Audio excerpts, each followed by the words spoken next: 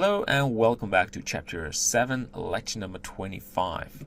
So we ended up with making these holes, and I want to add one more object to cut a hole in this main structure, and that is the door.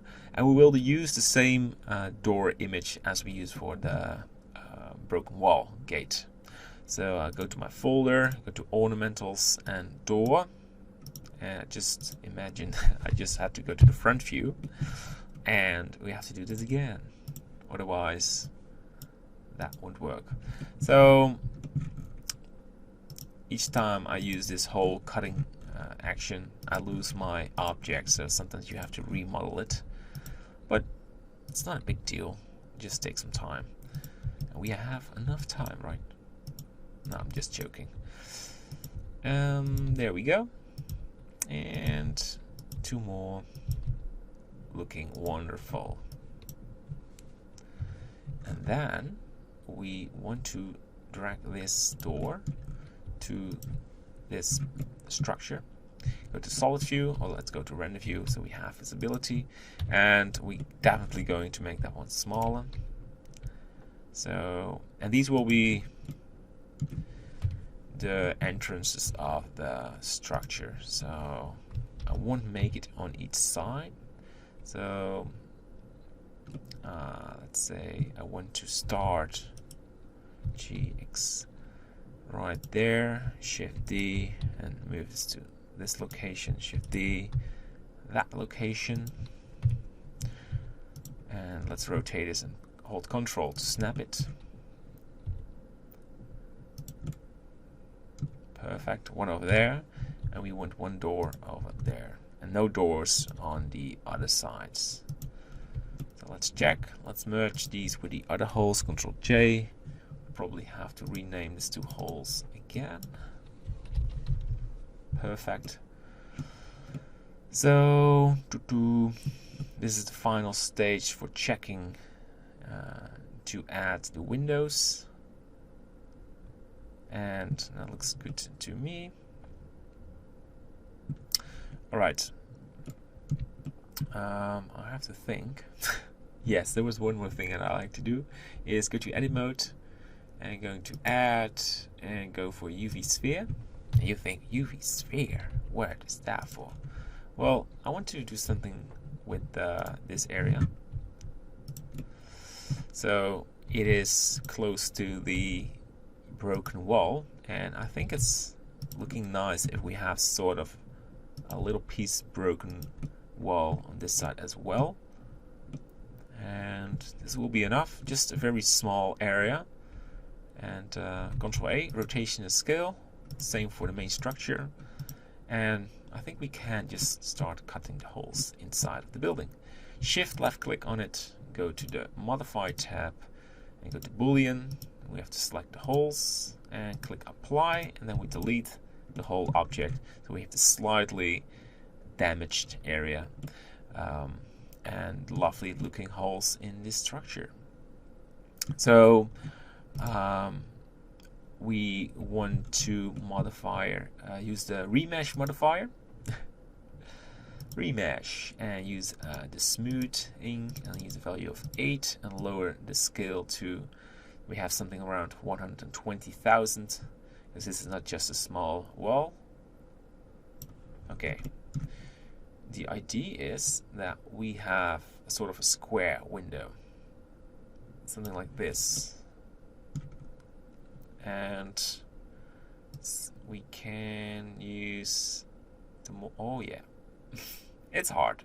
So this is way too smooth. That, for example, this is too rounded, so we want something that is more squared. It's hard to find. 120,000. I think we can live with this amount of value. It's not bad at all.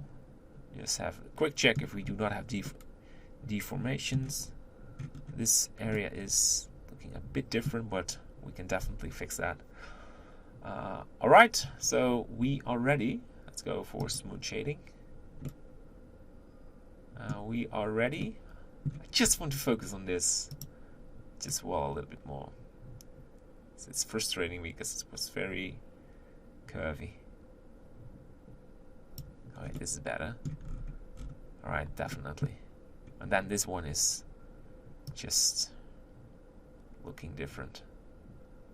But I'm not going to rush this, because it's very important we do this right, because it will have sort of the total look of the building. We'll keep increasing this. Yeah, well, that was, I think, the one we needed. And you probably have different values. Okay, we keep it this way. So we have 139 vertices. That's quite a lot, but it's not bad. And we want to go to Object, Shade Smooth, and I want to do some optimization, and that's go to the face selection mode, and we'll pause it, but I want to remove these faces. It's just loose. It's space we won't use, and when we're going to add a displacement modifier with subdivision surface, it will slow down. So we'll pause the video, and you can remove all these empty areas. So good luck. See you in a second. And welcome back. So it took me some time to select all the windows, and as you can see, it's looks like this. And well, we can now just press X and delete it. But before you do it, be sure you do not have any front face selected, because that will, you have to restore that. Just only the inside is very important. But I'm quite sure I'm good. Now pressing X and press faces, and we just optimized our mesh.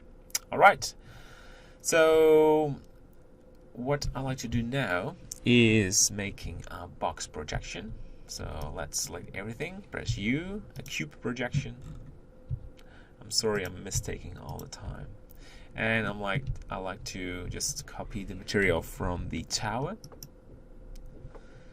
And let's go to the Eevee render engine, and let's go for render, and this takes some time. Let's pause it and we'll be back when it's just loaded.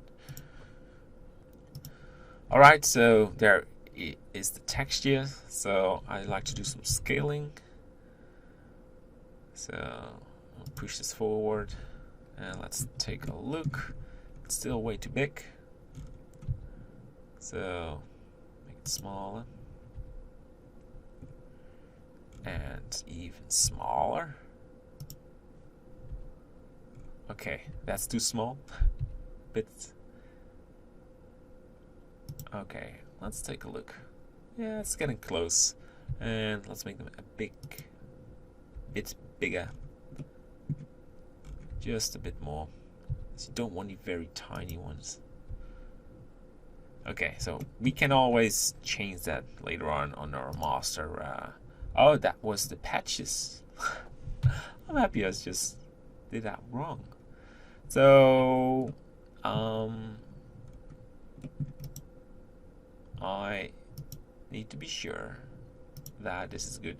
I just had the main tower selected because I copied the material, but I'm quite sure the patches is not touched from that one, so we're still good. I'm so sorry. Good. So we now have the texture applied on the wall, and that looks really good. What is left is adding all these ornamentals on the wall. We will do that in the next lecture. All right. See you there. Bye bye.